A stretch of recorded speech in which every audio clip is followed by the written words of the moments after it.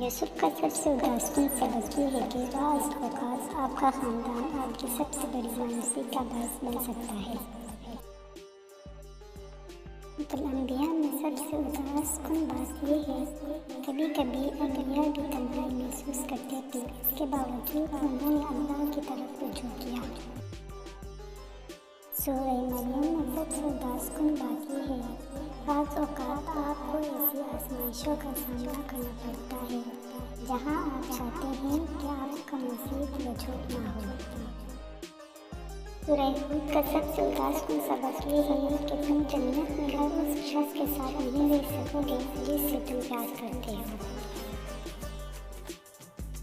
ابراہیم علیہ السلام کے قصے میں سب سے اداس کن بات یہ ہے کہ امام باپ اور بیٹے کو بھی رد کر سکتا ہے۔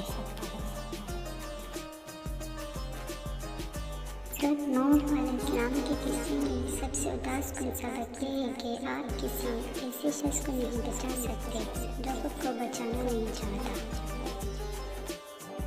سورہ اعراف کا سب سے اداس کن سبق یہ ہے کہ معجزے ان دلوں کو نہیں چھوتے جن کے دل غرور سے بھرے ہوتے ہیں۔ سورۃ القصص کا